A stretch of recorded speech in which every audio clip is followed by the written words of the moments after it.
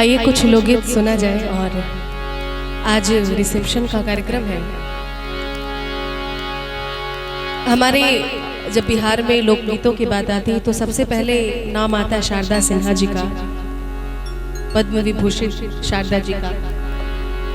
आइए उन्हीं की एक बड़ी खूबसूरत, जो बाद में फिर थोड़ा चेंजेस करके उसको और इम्प्रोवाइज किया गया, उस लोकगीत को सुनते हैं।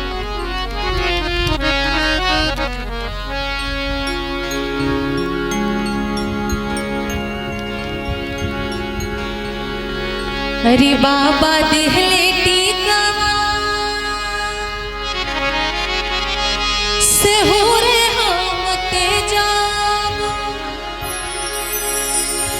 से हो रे हम तेजाब, बलमुआ कैसे, बलमुआ कैसे तेजाब रे छोटी ननदी, बलमुआ कैसे तेजाब रे छोटी ननदी, हमार जिया डोली रे छोटी ननदी, हमार जिया डोली रे छोटी ननदी, बलमुआ कैसे, बलमुआ कैसे तेजाब रे छोटी ननदी, बलमुआ कैसे